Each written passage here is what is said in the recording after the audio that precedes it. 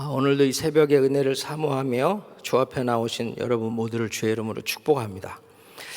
이 에스겔 39장은 제가 보니까 2020년도에 제가 설교를 했던 본문이에요.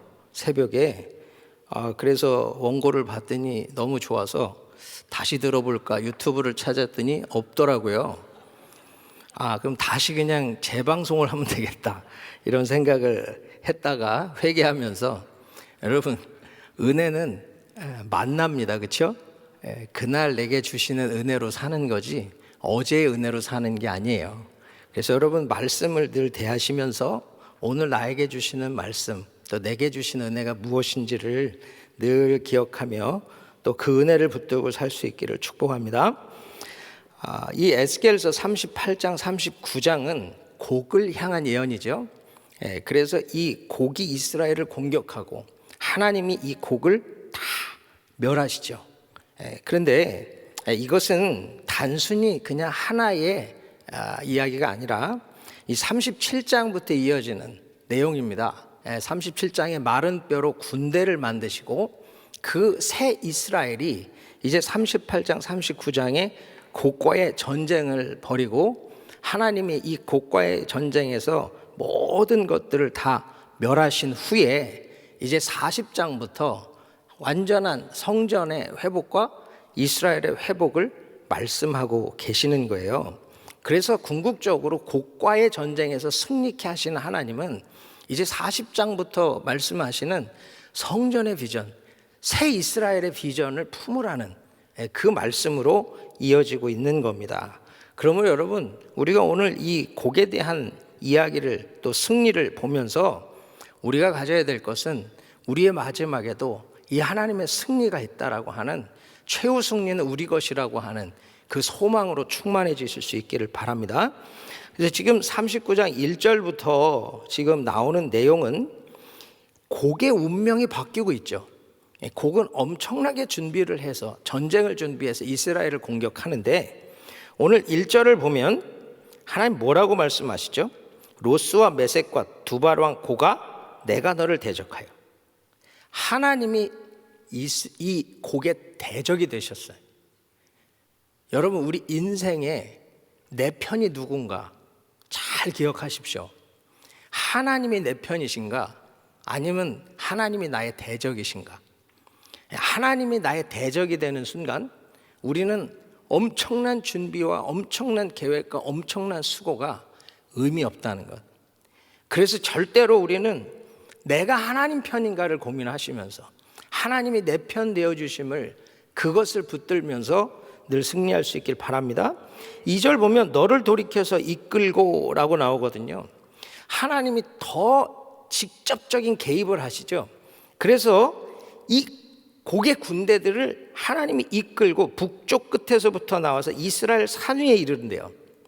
이들이 전쟁하고 정복하기 위해서 온 곳이잖아요. 그런데 거기서 어떤 일이 일어나요? 3절에 내 활을 쳐서 내 왼손에서 떨어뜨리고 내 화살을 내 오른손에서 떨어뜨리니 무장해제를 당해버려요. 싸워보지도 못하고 이들은 4절에 보면 이스라엘 산 위에 엎드러지리라. 5절에 내가 빈들에 엎드러지리라. 완전히 다 무너져버리고 정복하려고 했던 그곳이 이들의 무덤이 된다는 거예요.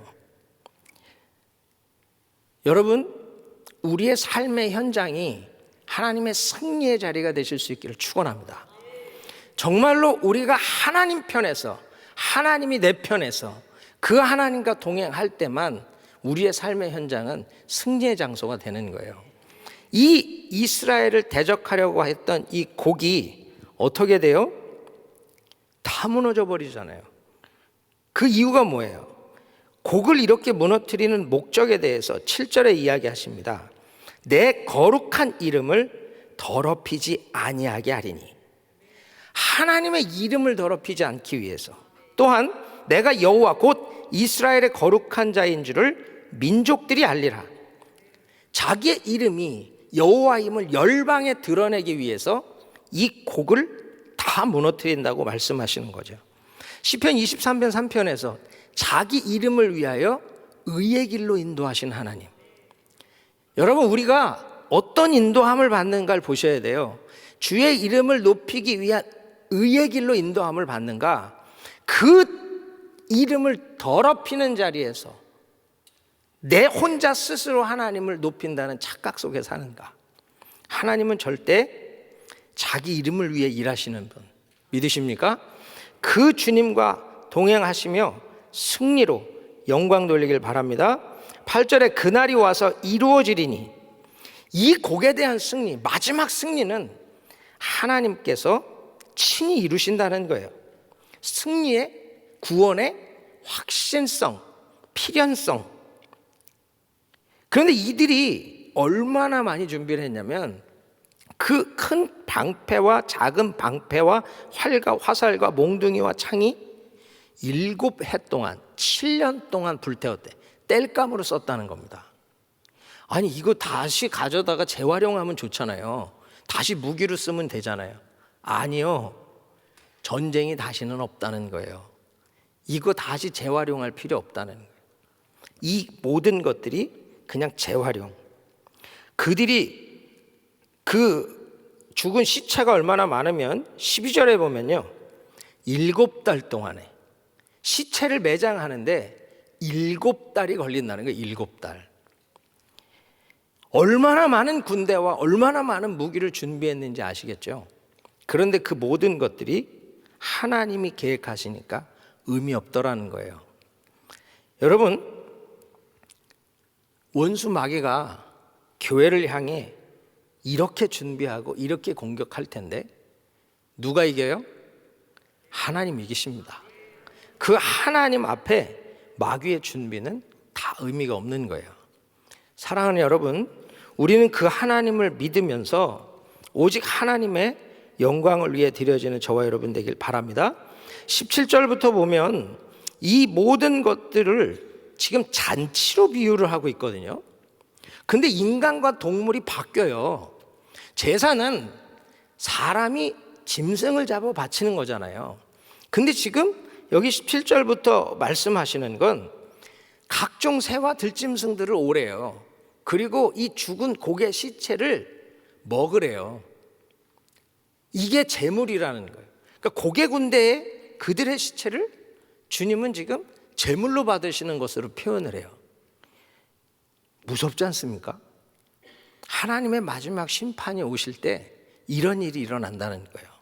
믿지 않는 자들, 하나님을 대적하던 자들, 적그리스도의 세력들이 다 이렇게 하나님 앞에 아무 의미 없는 존재들로 무너질 것을 이야기하고 있는 거예요. 그러므로 여러분, 우리가 구하고 나가야 될 것이 뭐냐면 21절부터 이야기하는 하나님의 이 곡에 대한 심판으로부터 오는 결과들을 우리가 붙들고 살아야 된다는 거죠. 소망 가운데 살아야 된다는 거예요. 이렇게 하나님께서 곡을 멸하시고 이스라엘을 회복하시는 이유가 뭐냐면 21절부터 이야기하는데, 내가 행한 심판과 내가 그 위에 나타낸 권능을 보게 하리니, 하나님의 심판과 권능을 이 땅에 나타내기 위해서라는 거예요. 두 번째는 22절에 내가 여호와 자기들의 하나님인 줄을 알겠고, 이스라엘 족속에게 내가 너의 하나님이다, 내가 너의 전능자다, 내가 너를 택한 자다, 내가 너의 여호와다, 그걸 알게 하기 위함이라는 거죠. 그리고 세 번째는요, 이들이 왜 포로로 잡혀갔냐? 하나님이 무능해서? 아니요, 내게 범죄하였으므로. 내게 범죄하였으므로. 그들이 자기들이 하나님 앞에 범죄해서 잡혀갔던 일이라는 걸 깨닫게 하기 위해서 이 일을 하심으로, 그가 얼마나 위대한지, 그 대적을 멸하지 못해서가 아니라 너희들 죄 때문이라는 것을 알게 하시는 거예요. 그리고 25절에 다시 돌아오게 한다는 것. 내 거룩한 이름을 위하여 열심을 내어 야곱의 사로잡힌 자를 돌아오게 하며 이스라엘 온 족속에게 사랑을 베풀지라. 이게 하나님이 곡을 멸하시고 심판하시고 그들 이스라엘에게 베푸시는 사랑이라는 거죠. 이 돌아온다는 건, 포로에서 풀려난다는 건 누구도 다시 가지 못하게 막을 사람이 없다는 거예요. 그래서 여러분, 하나님은 반드시 이렇게 일을 하시는데요. 29절에 보면 내가 다시는 내 얼굴을 그들에게 가리지 아니하리니. 이스라엘은 하나님의 얼굴이 자기에게서 떠났다라고 생각했단 말이죠. 그런데 하나님은 그것이 잠깐 얼굴을 가린 거예요. 그러나 다시는 그 일이 없고 다시는 그들에게 이러한 패배가 없음을 이야기합니다. 그래서요, 최후의 승리는 우리 것이라고 하는 것을 설명하고 있는 거예요. 여러분, 이 곡에 대한 내용은 요한계시록 20장 7절로 8절, 9절 고기에 나오고 에스겔에 딱 나와요. 그래서 사실 이 곡에 대한 이야기를 좀 해야 되는데 지난번에 제가 설교를 해서 시간이 없어서 넘어가도록 하겠습니다. 요한 1서 2장 1절부터 내용을 보면 나의 자녀들아 이렇게 시작하죠. 나의 자녀들아. 이것은 이제 요한이 마지막 90이 넘은 할아버지가 다음 세대, 믿음의 2세대, 3세대들에게 전하는 메시지예요. 2세대, 3세대 그들은 직접 예수를 만난 적이 없잖아요. 그들은 어쩌면 뜨거운 체험도 없고 이 핍박 속에서 세상과 대항할 힘도 없는 거예요. 그런 다음 세대들의 마음에 불을 붙이는 복음, 그게 요한 일서입니다. 요한이 마지막 정말 그 자녀들, 여기서 나오는 자녀들, 뒤에 보면 아비들, 청년들 계속 나오는 건 진짜 자녀, 어린 아이 아니면 아비들 그 얘기가 아니라 그냥 교회 전체를 아우르는 지칭이에요. 그들에게 지금 이 서신을 왜 쓰고 있어요? 1절에 보면 너희로 죄를 범하지 않게 하려 함이라. 죄를 범하지 않게 하기 위해서. 그런데 이건 소극적 의미에서의 목적이고 더 적극적 의미에서의 목적은 뭐죠? 앞에 1장에 나오죠. 하나님과의 사귐을 위해서. 죄 안 짓는 게 목적이 아니라 그 거룩을 가지고 하나님과의 사귐, 그 말씀과의 사귐 안에 들어가게 하기 위해서 이 서신을 쓰고 있다는 거예요. 그러면서 얘기하죠. 만일 누가 죄를 범하여도 아버지 앞에서 우리에게 대언자가 있으니 곧 의로우신 예수 그리스도시라. 너희들 지금 죄 졌니? 걱정 마. 예수가 있어. 그가 우리의 대언자야. 우리를 변호해 주시는 분이야. 그리고 그는 2절에 우리 죄를 위한 화목제물이니. 나의 죄를 위해 화목제물로 드려진 사람이라는 거예요. 그러니까 회개하고 돌아오면 된다는 거죠. 그러면서 3절에 이야기합니다. 우리가 그의 계명을 지키면 이로써 우리가 그를 아는 줄로 알 것이요.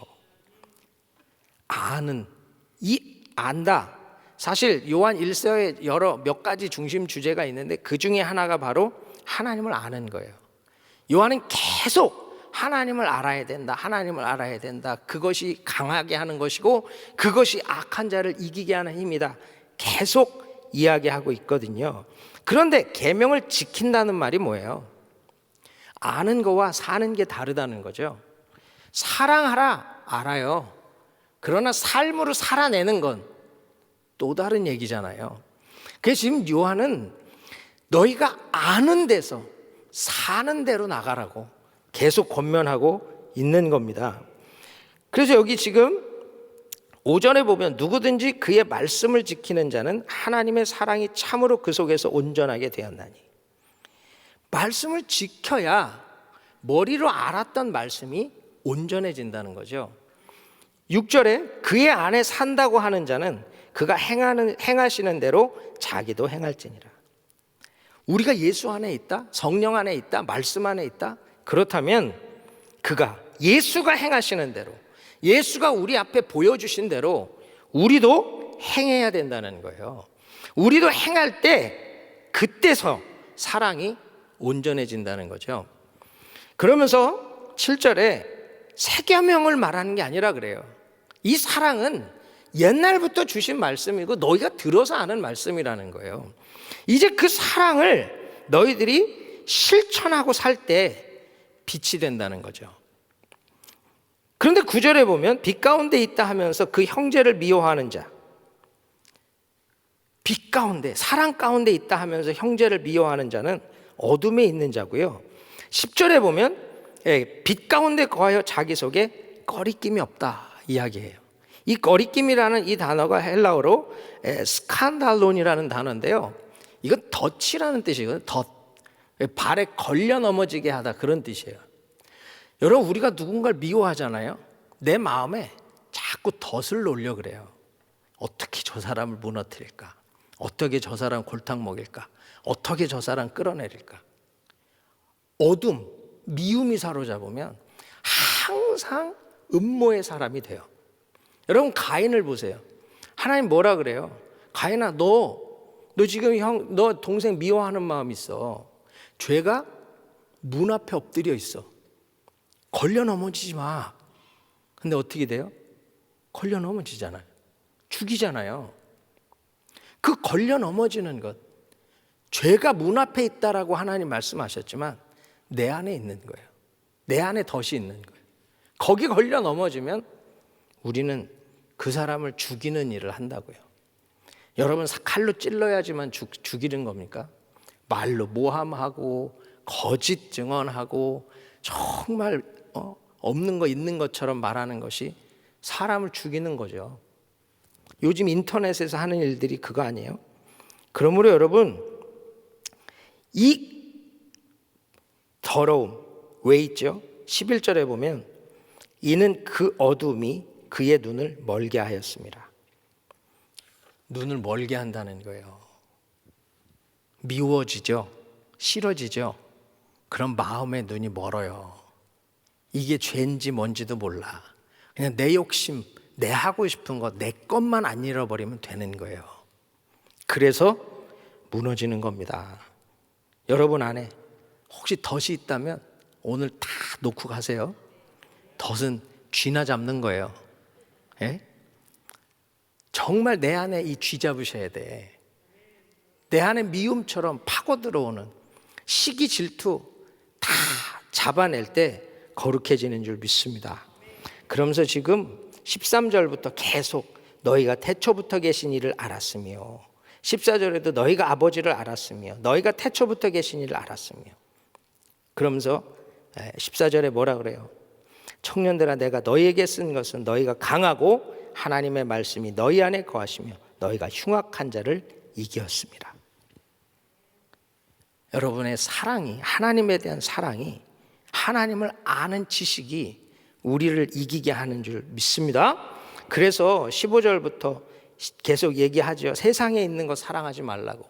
세상의 것으로 절대로 온전히 하나님의 뜻을 이룰 수 없다고 이야기하고 있는 거예요. 첫째 아담은 이 육신의 정욕, 안목의 정욕, 이생의 자랑을 넘어서지 못했죠. 그래서 선악과 따먹은 거잖아요. 그러나 둘째 아담 예수는 이걸 이기셨죠. 돌로 떡덩이 만들어라, 성전 꼭대기에 뛰어내려라, 나한테 경배해라, 다 이기셨잖아요. 그래서 우리는 예수 안에서 이 세상으로부터 온 것을 이길 때 온전해지는 줄 믿습니다. 오늘 한 절 묵상은요, 요한일서 2장 14절입니다. 너희가 아버지를 알았으며. 여러분, 아는 게 힘이다. 어릴 때부터 들었죠? 공부 열심히 하라고. 근데 아는 것이 과연 힘일까? 아는 것이 힘이 되도록 사용할 수 있어야 힘이 되겠죠. 사실 하나님을 안다, 이 기노스코라고 하는 단어는 경험을 통해서 아는 거예요. 그래서 하나님을 경험을 통해서 안다는 게 사실 수준이 다 다르잖아요.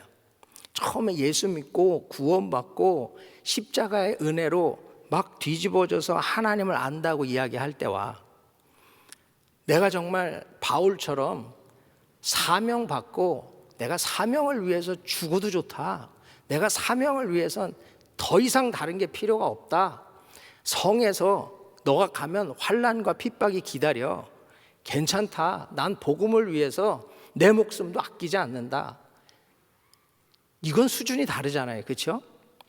그런데 진짜 우리에게 원하시는 수준은 하나님과의 만남이 그분의 사랑 안에 거하는 그리스도의 신부로서의 사랑이에요.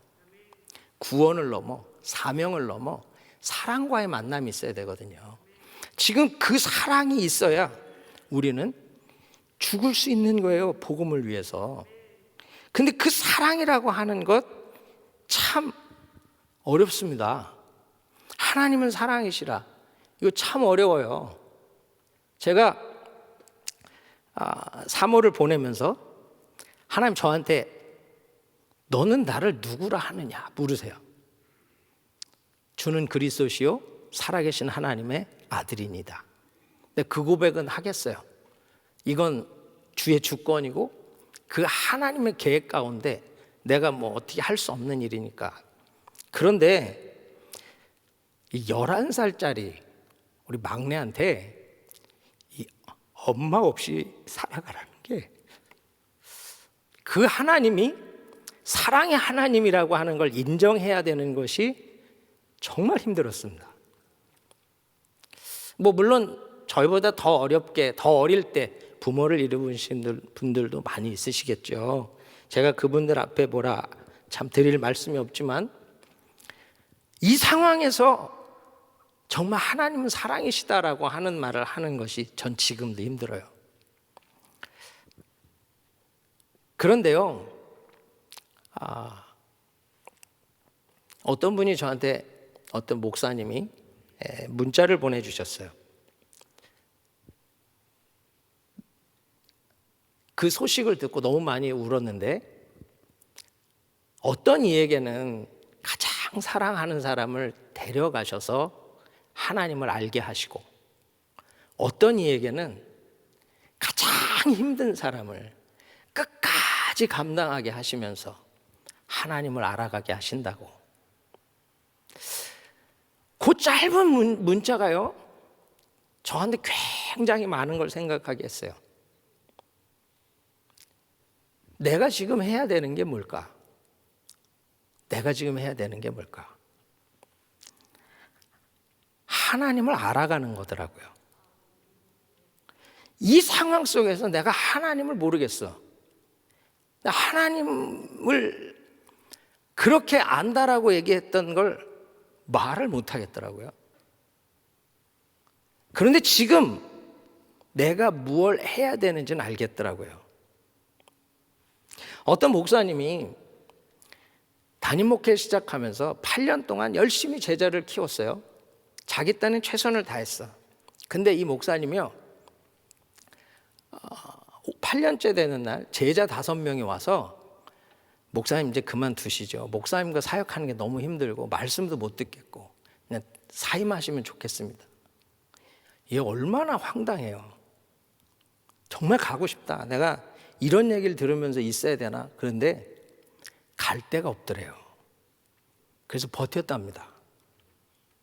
근데 다행히 사임 요구가 사그러들고 사역을 하게 되었는데 몇 년 지나는 동안 한 250명이 떠났대요. 그러면서 막 말씀이 지루하다, 너무 힘들다, 이 교회 못 있겠다, 온갖 이야기와 비난을 다 들은 거예요.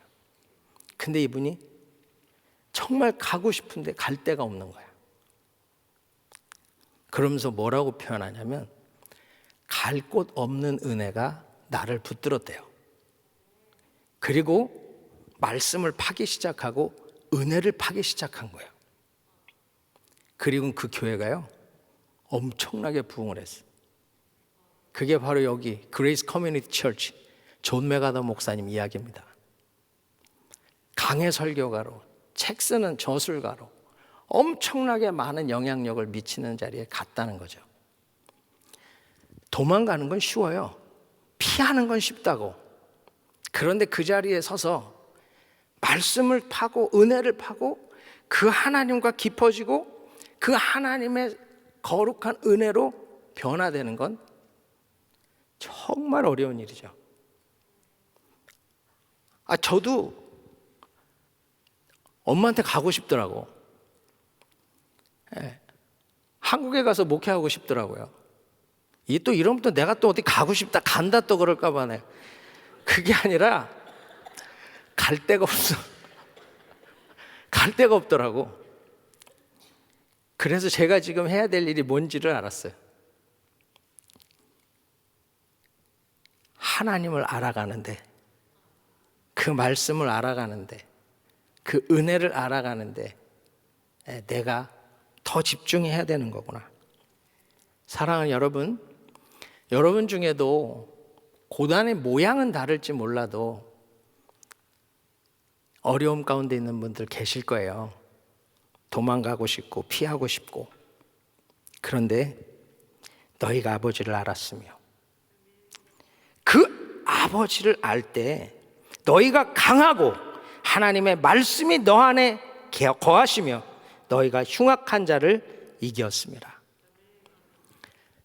이 하나님의 그 말씀, 그 은혜를 더 알아가는 자리에 서기를 축원합니다.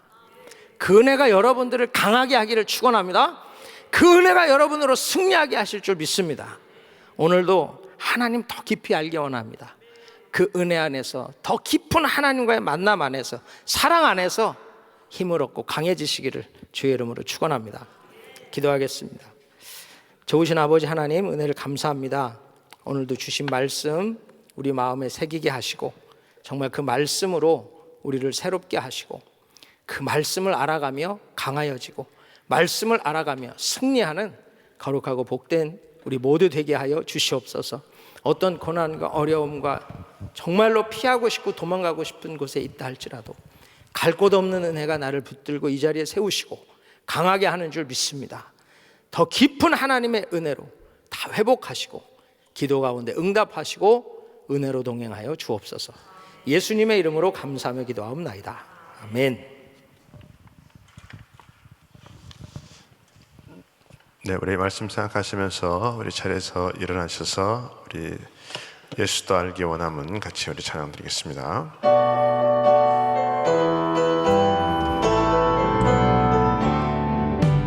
예수도 알기 원함은 크고도 넓은 은혜와 계속해 주신 사랑을 간절히 알기 원하네. 내 평생의 소원, 내 평생의 소원, 계속해 주신 사랑을 간절히 알기 원하네. 2절 불러야지. 성령이 스승 되셔서 진리를 가르치시고 거룩한 뜻을 깨달아 예수를 알게 하소서. 내 평생의 소원, 내 평생의 소원, 계속해 주신 사랑을 간절히 알기 원하네. 내 평생의 소원, 내 평생의 소원, 계속해 주신 사랑을 간절히 알기 원하네. 아멘. 우리 사랑하는 성도님들은 날마다 우리 주님을 알기 위해 힘쓰는 성도들이 되시기를 예수 이름으로 축원합니다. 여러분, 우리 하나님께서 우리의 정말 이 대언자가 되시고 또 중보자가 되시는 분이 계시기 때문에 우리는 늘 그분을 알면 그분을 통해서 힘을 얻게 될 줄 믿습니다. 그래서 정말 우리의 뜻을 이루는 것이 아니라 하나님의 뜻이 무엇인지를 늘 우리가 이렇게 알고 깨달아서 이 땅에서 정말 우리가 주님 오시는 그날까지 그 사명 감당하실 수 있기를 예수 이름으로 축원합니다. 우리 마음에 소원이 있으신 분들은 가슴에 손을 모으시고 또 아픈 분들은 아픈 곳에 손을 얹으시기 바랍니다. 거룩하신 아버지 하나님, 감사합니다. 오늘도 살아서 역사하시는 우리 주님, 이 자리에 임재하시는 주님, 우리를 다스리기 원하시는 아버지 하나님, 우리들의 삶 가운데 정말 주님을 더욱더 알기 원하는 심령들이 되게 하여 주시옵소서. 아버지, 어떠한 처지와 환경 속에서도 주님께서 원하시는 뜻이 무엇인지를 우리가 깨달아 정말 그분의 뜻을 이룰 수 있는 우리 모든 동우들 될 수 있도록 하나님 축복하여 주시옵소서.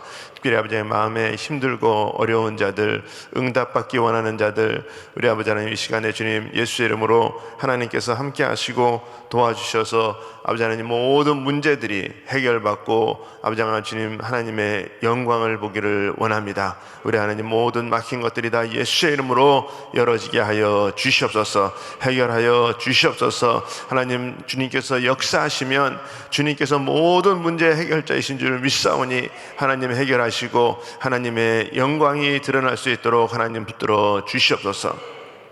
특별히 아버지 육신중이 아픈 자들의 시간에 아픈 곳에 믿음으로 손을 얹었습니다. 우리 하나님 이 시간에 함께 하시고 도와주셔서 아픈 곳곳마다 우리 주님께서 친히 안수하여 주시옵시고 예수의 보혈의 능력으로 깨끗게 치유받는 역사 있게 하여 주시옵소서. 모든 아버지의 흑암의 세력들, 질병의 세력들 내가 나사렛 예수의 이름으로 명하노니 떠나갈지어다, 떠나갈지어다, 깨끗함을 입을지어다. 우리 하나님 치유하시고 회복시켜 주시옵소서. 특별히 아버지 병상에서 누워서 고생하는 자들이 있습니다. 우리 하나님 친히 찾아가셔서 안수하여 주시옵시고 아버지님 살려 주시옵시고 깨어나게 하여 주시옵시고 하나님의 기적을 볼 수 있도록 하나님 역사하여 주시옵소서. 늘 하나님의 은혜 아니면 살 수 없사오니 하나님 은혜를 더하여 주시옵시고 하나님 살리시는 역사 일어날 수 있도록 하나님 붙들어 주시옵소서. 특별히 우리 담임 목사님 하나님께서 함께 하시고 아버지 하나님 귀한 사역 마치고 또 한국의 모든 일정 가운데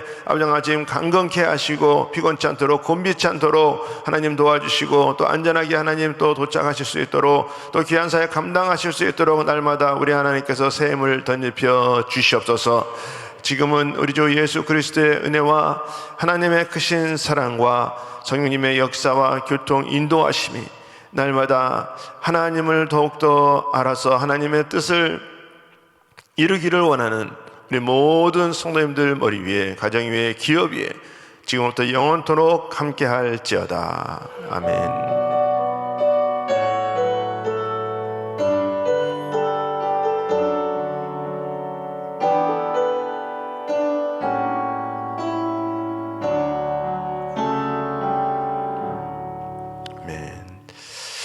우리 기도할 자리 잡으시고 우리 같이 합심해서 우리 기도합니다. 우리 합심해서 기도할 때 우리 이 미국 땅을 위해서 기도해 주시고 또 우리 조국 대한민국을 위해서 기도해 주시고 또 우리 북한 땅을 위해서 우리 기도해 주시고 또 우리 교회 여러 가지 우리 사역들을 위해서 특별히 우리 또 다음 주에 있을 우리 부흥성회를 위해서 우리 기도로서 준비할 수 있도록 위해서 기도해 주시고 또 우리 담임 목사님 이제 이번 주 금요일 날 돌아오시는데 강건할 수 있도록 위해서 기도해 주시기 바랍니다. 우리 또 우리 교육부와 또 EM과 우리 또 그룹과 또 우리 직분자들 위해서 기도해 주시고 우리 또 부교육자들 사명 잘 감당할 수 있도록 하나님 역사하여 주시옵소서. 우리 선교사님들 선교지를 복되게 하시고 또 우크라이나 전쟁을 종식시켜 주시옵시고 하나님 귀한 사역 감당할 수 있도록 하나님 역사하시고 오늘도 우리가 주님 앞에 부르짖을 때 정말 우리가 어떠한 환경과 처지에서도 주님을 더욱더 알아갈 수 있는 귀한 은혜가 있게 하여 주시옵소서. 우리 같이 주여 삼창하시고 간절히 통성으로 기도합니다. 주여 주여 주여. 거룩하신 아버지 하나님 감사합니다. 시간